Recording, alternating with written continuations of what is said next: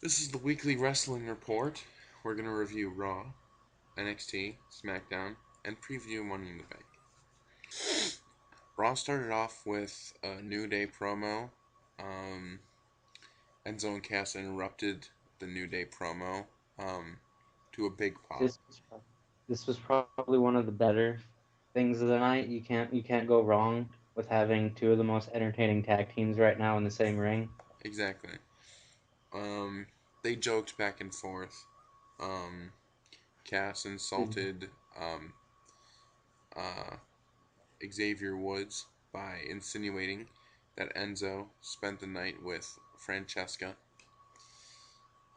Which this, there was a lot of things dropped along those lines, wasn't there? yeah, they're With the basically with called the unicorns vibrators. and Um, something about New Day and the kids, I believe, yeah, wasn't there? I think Just it was just a because whole of verbal attack on the New Day. I think it was because of Kofi's shoes. Um, and then a big 8-man tag team match followed. Um, Well, you can't. It's just the other teams interrupted, well, two by two, didn't they? yeah, We and then had it the and vaudevillains with Aiden English bringing out his old gimmick, yeah, singing, and then the club, which was just terrible, referencing Camp WWE, ridiculous. Um, and then the 8-man tag. Bleacher Report gave it a C. I'm gonna give it a C plus because the promo was good, but the match was eh. The club won. The club went over. Oh, they won. Yeah, Okay, that kind of they got the pinfall. might shift. That might shift me in my predictions for later, but we'll get into that. Um, yeah. So on to the next thing of the night. Um, oh yeah, here's the match, which Bleacher Report also gave a C plus. Mind you, I'm going off Bleacher Report because I don't remember everything. Um, Now, there's a lot that goes on in a week. A whole 5 hours, 6 hours of wrestling. Rusev. Um, okay, next thing, Rusev attacked Titus O'Neil. Um, as Titus O'Neil made his way to the ring for a scheduled match against no known opponent, um, Rusev attacked him as he usually does, and that's really all there is to it. I think it makes Rusev look good and dominant, but I just still don't know if I care about this match I really. really don't. I think Titus will go. Well, we'll save that for later. All Um, right, next thing in the night, the Ambrose Asylum. I actually enjoyed this. I This watched, like I said, a piece of it from YouTube. What I saw, it looked pretty good. um, they went back and forth, taking shots at each other. Even Roman and Dean took shots at one another. Um, it was a history lesson. They looked back at the Shield and made fun of Dean Ambrose's drinking habits. Um, And I gotta say, I'm pretty happy with the way it ended with Dean standing on top over both of them. yeah, I which I don't think think that was. I will get into. I'll elaborate on that later. Um, Ambrose teased cashing in Money in the Bank on Sunday. Um, and then all hell broke loose when they attacked one another, and Dean Ambrose actually gave the dirty deeds to Roman, so that was cool. That's to some that would be a heel turn, but you can't turn heel attacking Roman. Yeah, You you just can't turn heel against Roman. You can't. I mean, Sheamus there. could, but that's Sheamus. I just think nobody would care if that happened again. What is Roman? He's a face, but he's kind of a douche He's to the the fans guy. now. He's not a good guy. He's not a bad guy. He's the guy. So so so he's nothing. He's just the WWE champion. The Pretty WWE much. champion that he and well, he wants. And we all know the only other person who wants that. I don't like Dean Ambrose. Fuck. Well, I don't like Dean Ambrose either, but I really don't like Roman Reigns. I've always been back and forth with Dean Ambrose. I think it depends on what he's doing, but I don't think I'm rooting for Dean going I into don't. anything. I don't like the fact that it seemingly Kevin Owens can't pin the motherfucker. I don't like how Dean wins all these matches, gets good momentum, and then a big match comes, and he typically, besides this last feud, can't get the job done. Yeah. So not beneficial to anybody. No. Next. Non-title match that I skipped. I skipped this match. Wait, no. I think I actually watched this match. Um, Was it it, Paige and Charlotte, or yeah, it was Paige versus Charlotte. Um, it was very short? Just how things seem to be going for the woman again, which is unfortunate. Things seem to be looking up pre WrestleMania, and then that match, but it was like 3 minutes. Um, and it's kind of strange. We introduced this new women's title, but yet things were better with the Divas Championship than they have been with the women's. and it's funny. Ever since Shane was put in charge, the women's matches have gone back to your regular old Divas matches. Well, let's go in a little bit to what we were talking about before. With this is the second time that Paige has cleanly pinned Charlotte, and yet Natalia and whoever else is getting all these title matches who can't pin her, and Paige isn't getting anything. Exactly. It's Typical lack of logic with WWE. um, it wasn't even that good of a match. It was 2 minutes. What do you expect? It was more so for to create this unneeded tension between Charlotte and Dana going into Money in the Bank. Bleacher Report gave this match a D. I'm gonna give it a straight up F. And then the commentary was terrible. Natalia on commentary is one of the worst things I've ever had to sit through. Well, there's for a Most plus of it side. was just about her cats. Well, yeah, talking about two paws. I remember that now, but you can't complain about Becky Lynch on commentary just for her accent alone. Yeah. You know me, I like Becky. That's a plus for me. Yeah. So, there was a weird silence there. On to the next thing. Zack Ryder versus Sheamus. This is match of the night I'll because let you Zack go into this Ryder. because you really Oh, this made me angry. So I you're, like you're Zack you're so Ryder. passionate about this. I really like Zack Ryder. In fact, while I was angry he was even in the ladder match, I was still kind of happy for him that he won, even though he wasn't supposed to. Apparently, The, the miracle, because um, yeah. this was actually set up. This was set up because Zack Ryder decided to make fun of Sheamus because Sheamus is afraid of Apollo Crews. Um, Ryder dominated this match. Um, and uh, like he got all of his moves in.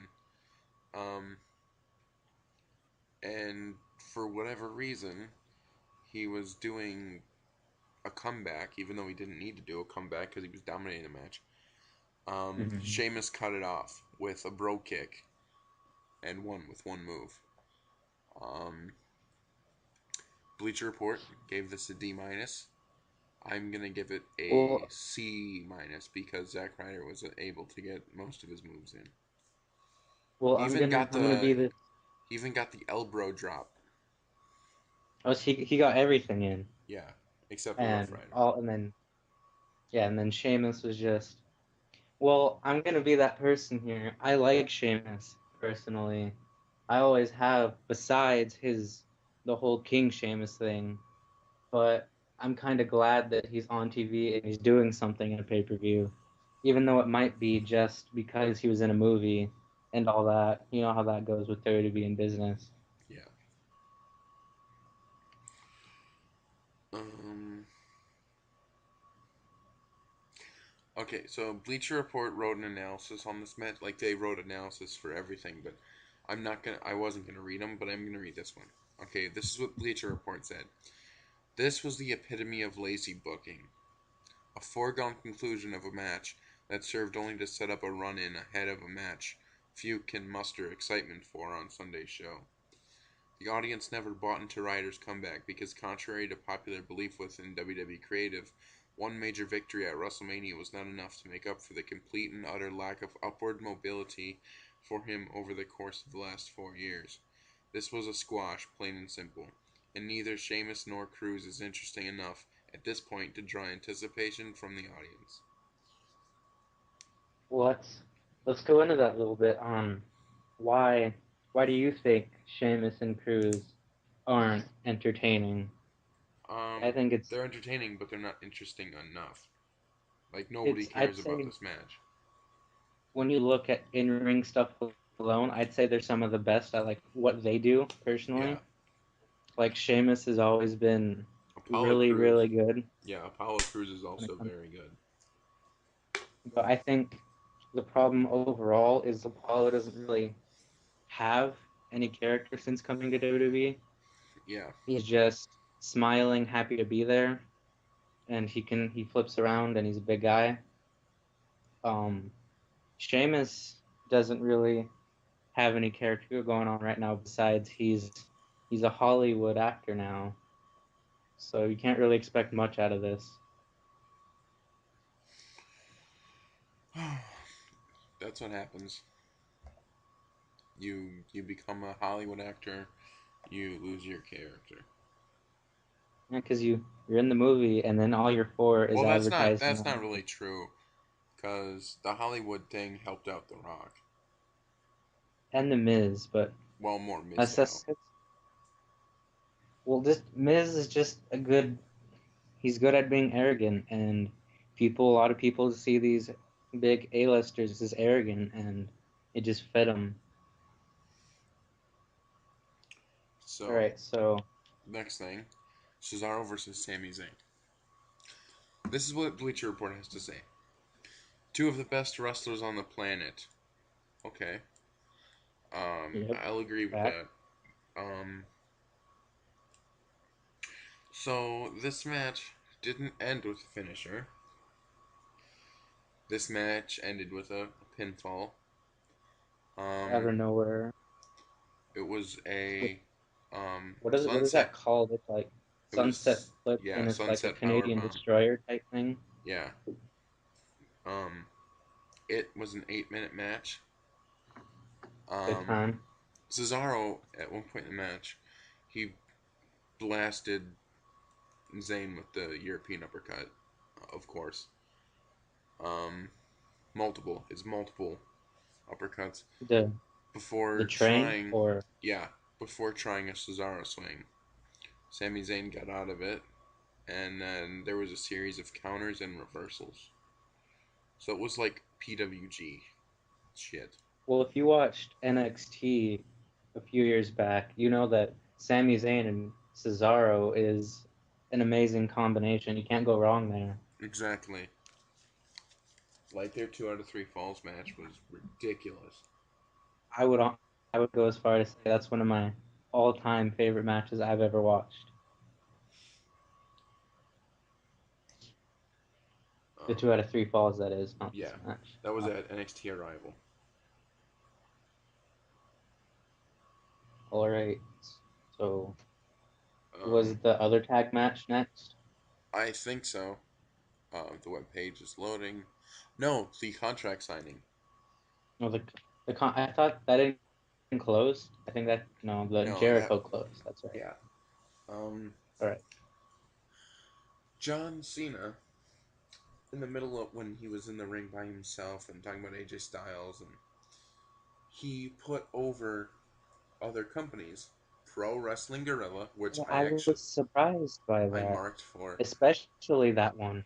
Ring of Honor, and New Japan. He didn't mention TNA, of course, but he said those places were That's synonymous with AJ Styles. Which PWG, yeah, he was in PWG, but I wouldn't say it's synonymous. what I was gonna say. I couldn't think of like looking back at anything that you have told me to watch or that I went and watched. I haven't really seen the name AJ Styles. I don't think ever I've stumbled upon. I haven't stumbled upon anything. But I think that's is that a first with somebody naming all these other companies Yeah. besides, Well, CM mentioning Punk them said Ring without of Honor. mentioning.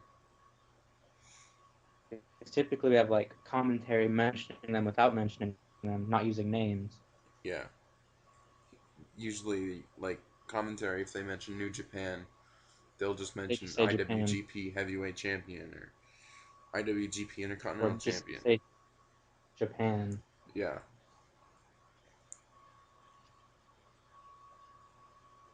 I gotta say, people will hate all they want, but you can't. John Cena is I'd say, is one of the best talkers that there has been, probably in the past decade or so in WWE. I do Love him believe. or hate him, I actually like he John does what Cena. he does. Whoops. Love him, yeah. He's not. Love him or hate him, he does what he does at best. Yeah. He perfects what he does. Um, and then AJ Styles came out. Cena pitched the idea of a singles match, guaranteeing that the club would not get involved. But then, And that's what two contracts were about on the yeah, table. there were two contracts, and then the other contract was the club would be involved. AJ Styles got pissed off that Cena insinuated AJ Styles couldn't Get the beat job done on him. his own. Um, AJ Styles said that if he had come to WWE 15 years ago, Cena wouldn't be the franchise star and it would be him. Um, Cena told Styles to quit complaining, like every indie dude before you, um, and insinuated that he left his manhood in Japan.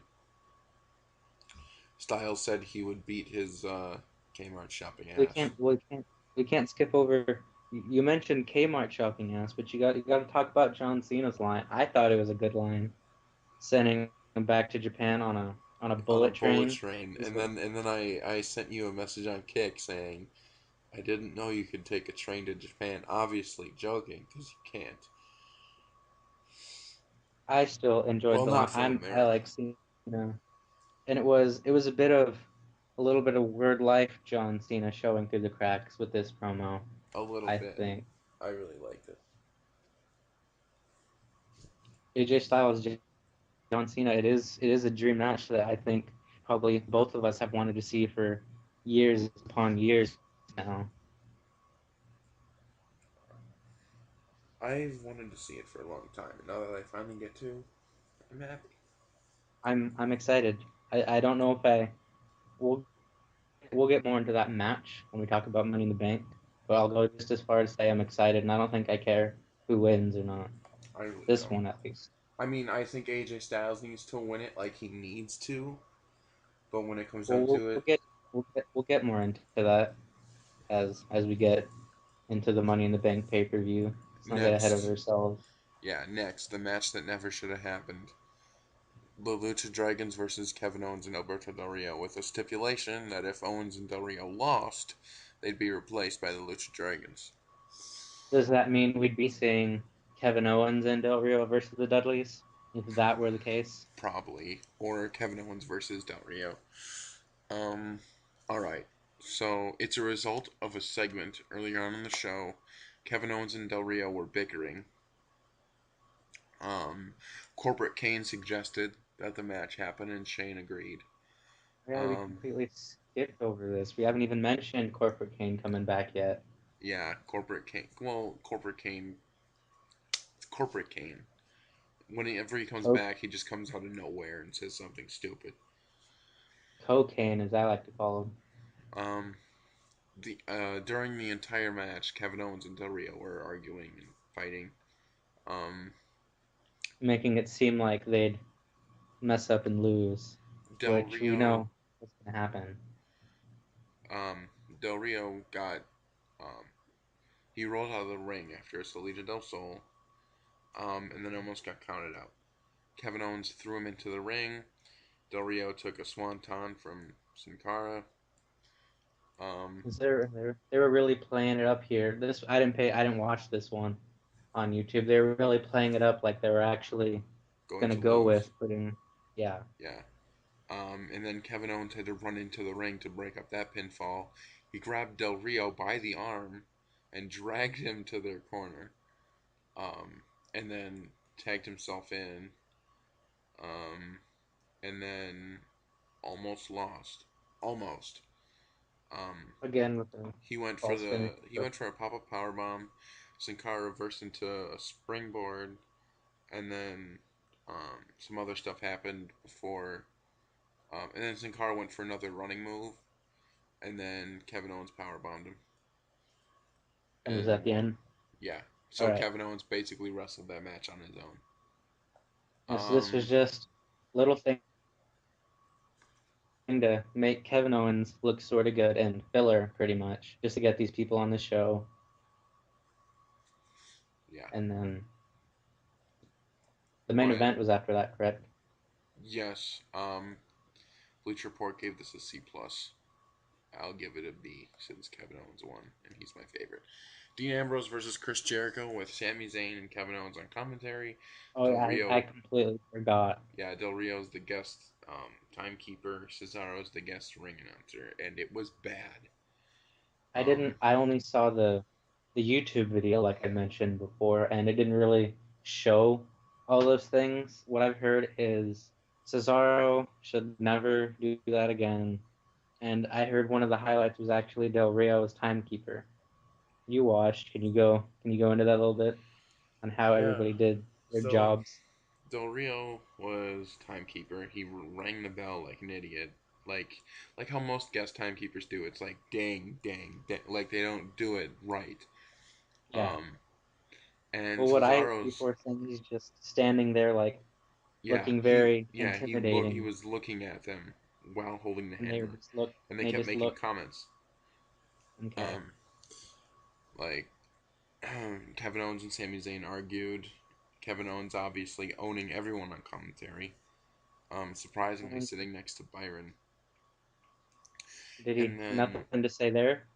no, um, he did say because Byron asked him, "What if you don't win?" He's like, "Whether I win or lose, the result is going to be the same. I'm going to smack you across your stupid face." How can you Um, not love Kevin Owens? I don't understand how people can hate him. Oh, because he's fat. Well, if you watched like I've watched everything back more recently. You probably watched as it happened. If you watch PWG, you already know that Kevin Owens is amazing on comedy. Dean Ambrose won. Well, it's Um, Dean and Chris Jericho. Can't really go wrong unless, you know, asylum match. But all that aside, they're not bad wrestlers at all. Chris Jericho's, as you know, probably my one of my favorites right now. Probably my favorite in the WWE besides Styles. yeah. Late. The match ended when Ambrose countered a code breaker, which the counter was actually pretty cool. Countered a code breaker with 30 deeds and won.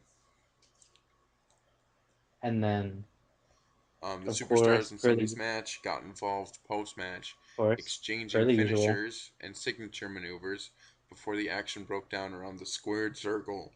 Owens introduced a ladder to the proceedings just before Zayn took to the top rope and launched himself onto the arena floor. With the superstars laid out, Jericho climbed the ladder and grabbed the briefcase. I really enjoyed that moment in And the then end there. he sat on the ladder like the Jericho memes. Those Jericho memes are something else. They're I actually enjoy them, really but funny. I'm really glad that Jericho just because we know he's not gonna win. Just we know he's not gonna win. He's on his way out in his career. But I was glad he got this moment to close Raw. And when you mentioned Sami Zayn launching himself, I actually want to go back to a match and talk about what I would call move of the night if I had to choose one. I don't know if you remember this when it was Kofi Kingston I got tagged in, and the other four competitors were on the outside, and he ran and he dove over the turnbuckle, over the post onto the outside onto them. Yeah. Do you that was something else. And then that closed the show. So, And it's all in now all, the Raw review, Raw was okay. it was Um, it was a typical go home show, if I really. had to rate it out of 10, I would have to say it's I'd give definitely it. a 6. I was gonna say a solid 6. It's a solid 6 out of 10. All right, and with that, So that is the Raw review. let's And get next is SmackDown.